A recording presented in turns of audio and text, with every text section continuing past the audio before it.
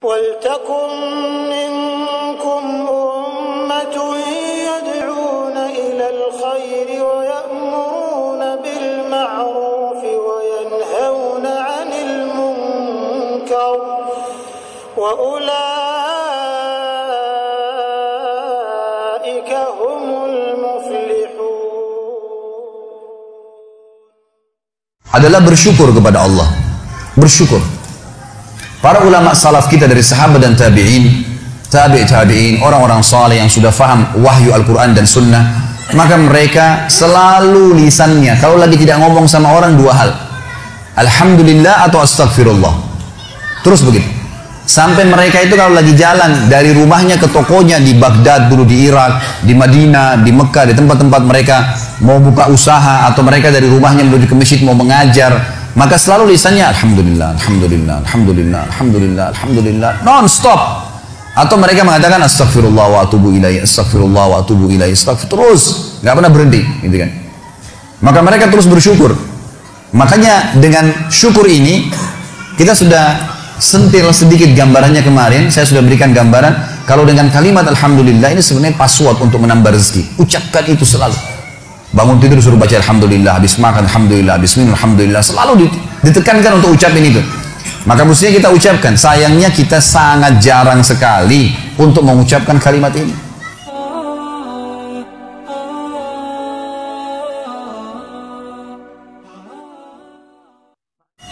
Bahkan teman-teman sekalian, habis sholat wajib saja, yang ada hadis Nabi SAW, siapa yang membaca subhanallah 33, alhamdulillah 33, Allahu Akbar 33, lalu dia genapkan 100-nya membaca la ilaha illallah wahdahu la syarika lah, lahul mulku wal hamdu wa huwa ala kulli syai'in qadir, maka akan diampuni dosanya walaupun sebanyak buih di lautan. Tapi pertanyaannya, siapa yang dapat nih? Padahal kalau untuk baca ini saya pernah pakai durasi menit, teman-teman sekalian. Baca dengan sangat tenang pun itu 7 menit sudah selesai sebenarnya. Baca ayat kursinya, baca al-ikhlas al-falaq an-nasnya, dengan baca subhanallah alhamdulillah Allahu akbar masing-masing 33 kali, maksimal 7 menit. Tapi pertanyaan, siapa yang dapat nih? Karena banyak orang tidak menganggap penting untuk mengucapkan zikir kepada Allah, terutama masalah alhamdulillah. Maka mereka buru-buru sekali. Subhanallah, alhamdulillah, alhamdulillah, Allah. Apa ini? Bagaimana bisa dapat gitu kan? Bagaimana kalau seandainya Anda sedang kerja di perusahaan ingin minta dinaikkan gajinya? Bagaimana tulisannya itu, permohonannya?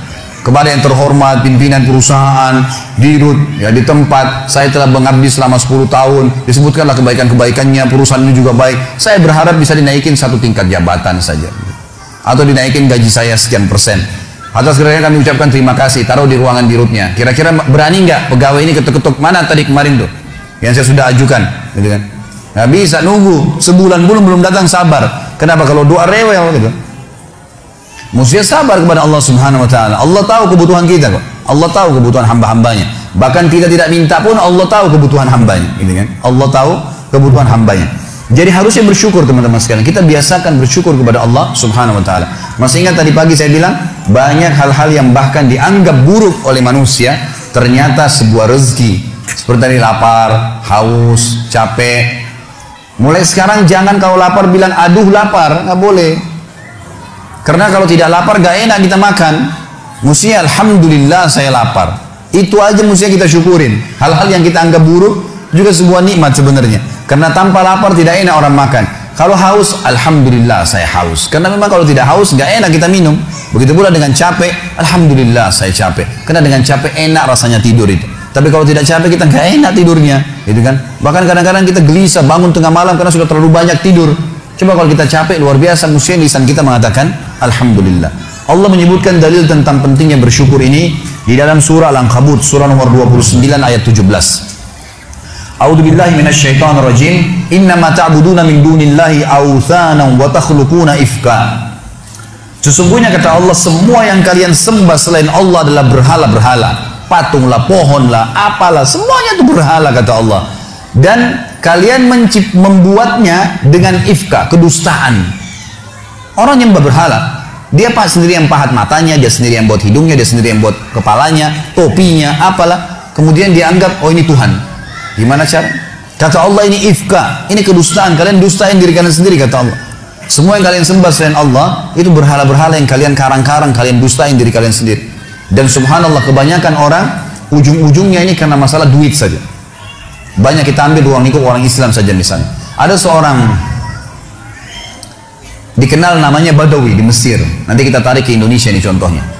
Badawi ini di Mesir sebenarnya dulunya bukan seorang alim ulama, orang biasa, tapi dikenal di masyarakat. Waktu dia meninggal, karena dia sering baik sama masyarakat, ada satu masyarakat wakafin tanah di kebunnya, ini buat kuburannya si Badawi. Berjalan waktu, ahli waris pemilik kebun menjual tanah-tanah mereka, akhirnya sampai membuat kuburan tersebut berada di pinggir jalan. Lewatlah dua orang yang fasik. Fasik ini muslim lebih banyak dosanya, nggak memikirkan masalah, nggak takut dengan akhirat, nggak takut dengan dosa-dosanya, nggak pernah berpikir masalah neraka. Maka lewat, ban mobilnya pecah pas dekat di seberang kuburan itu, seberang jalan.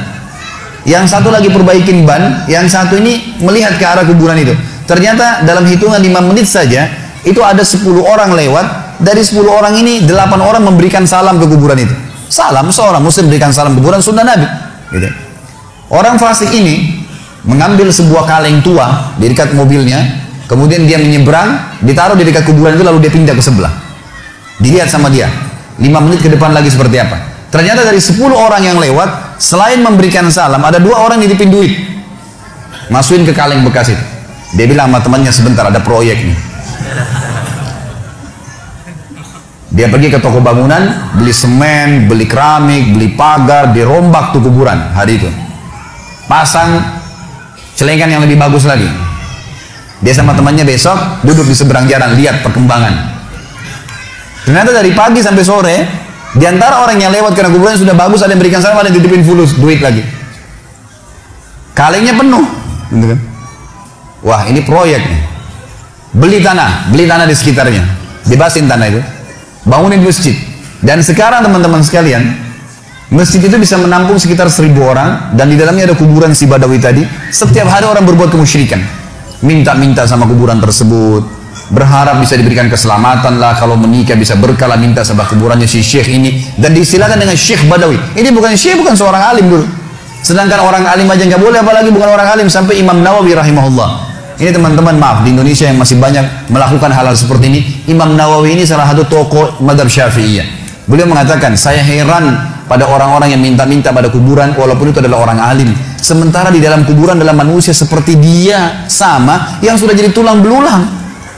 Nabi Muhammad SAW saja kita masih kirimin salawat untuk beliau. Apa itu salawat? Tambahan rahmat dari Allah SWT. Nabi sudah diampuni dosanya. Para sahabat orang soleh kita masih mengatakan radhiyallahu anhum, kita doain. Bagaimana kita tidak mendoakan orang-orang lain? Sesoleh apapun mereka kita harus doain. Itu sunnah Nabi SAW gitu kan. Subhanallah, saya pernah mendatangi sebuah kota di Indonesia ini. Ada satu masjid tua sekali. Saya sholat di situ dan ini bekas peninggalan kerajaan. Begitu saya keluar dari masjid itu, ada satu ruangan rupanya di sebelah kiri masjid. Kecil sekali, mungkin cuma bisa nampung 5-6 orang di dalam. Dan ada orang duduk di atas tembok dekat pintunya. Lalu kemudian ditutup pintu tersebut. Dia sambil nunggu. Saya lewat terus saya tanya teman saya, ini tempat apa nih? Dia bilang ini dalamnya kuburan. Terus untuk apa orang itu duduk di atas pintu? Dia bilang itu penjaga pintunya. Terus apa yang dilakukan? Dibukain pintu sama dia. Sebentar, nanti antum lihat ada 5 orang yang keluar. Di dalam sudah minta-minta kepada kuburan tersebut. Nanti gantian lagi 5 orang lagi masuk antri. Begitu terus, gitu kan? Dan akhirnya penjaga kuburan diberikan duit oleh dia.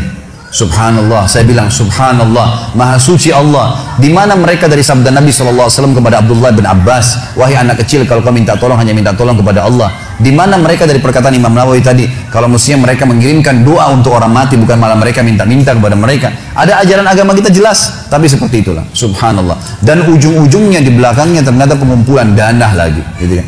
Ini banyak orang yang tidak sadar dan membiarkan manusia terjerumus hanya karena ingin mendapatkan rezeki yang dasarnya sebenarnya sudah ada sumbernya, tadi sudah saya jelaskan. Kata Allah Subhanahu wa taala, teman-teman sekalian, innama ta'buduna min dunillahi awthanan wa takhluquna ifka. Semua yang kalian seru selain Allah, maka itu authan, berhala-berhala, dan kalian membuatnya itu ifka dengan kedustaan. Innal ladzina ta'buduna min dunillah, semua yang kalian sembah selain Allah, kalian seru minta tolong apapun sama mereka, la yamlikuna lakum rizqa. Mereka tidak memiliki rezeki untuk kalian. Fabtagu indallahi rizq, hanya mintalah kepada Allah satu-satunya rezeki itu. Wa'buduhu, dan patuhlah padanya. Yang dia perintahkan kerjakan, yang dia larang tinggalkan, yang halal nikmatin, yang haram tinggalkan. Washkuru lahu, ini saksi bahasan kita, dan syukuri. Alhamdulillah, alhamdulillah. Ilaihi turja'un, kalian akan dikembalikan kepadanya nanti. Dalil yang kedua masalah syukur. Ini pilar pertama untuk menambah rezeki itu teman-teman sekalian, bersyukur. Surah Saba, surah nomor 34 ayat 15. Allah Subhanahu wa taala berfirman, "A'udzubillahi minasyaitonirrajim. Laqad kana li sab'in fi maskanihim ayah." Saba ini teman-teman sekalian, surah Saba, surah nomor 34, nama lainnya negeri Yaman. Zaman dulu, di zaman Ibrahim alaihissalam, Saba itu namanya negeri Yaman, gitu kan. Dulu subur sekali negeri Yaman itu. Dan Allah Subhanahu wa taala menceritakan tentang keadaan mereka dalam surah Saba ayat 15 ini. Sesungguhnya di negeri Saba di zaman dulu itu di kehidupan mereka ada tanda-tanda kebesaran Allah. Jannatani ayyamini wa shimal. Di sisi timur dan baratnya itu ada kebun-kebun yang lebat. Dijelaskan dalam sebuah riwayat Nabi SAW bahwasanya dulu di negeri Saba ini ada Saddul Ma'rib namanya. Ada bendungan Ma'rib. Bendungan Ma'rib ini teman-teman sekalian dibuat dengan ilmu yang Allah berikan kepada mereka dan mereka beriman kepada Allah, maka membuat akhirnya di musim panas pun mereka tetap punya sayur-sayuran. Semua di barat negeri Sabah sayur-sayuran, di semua di bagian timurnya adalah buah-buahan, dan sampai mereka menjadi pemasok terbesar di dunia pada saat itu. Maka Allah mengatakan, kulu min rizki rabbikum washkurulah. Kata kuncinya, makanlah, nikmatilah itu semua, tapi syukuri, bersyukur kepada Allah. Kata Allah, kalau kalian bersyukur, baldatun thayyibah, negeri kalian pasti akan jadi baik, wa rabbun ghafur, dan kalian akan menemukan Tuhan kalian adalah zat yang maha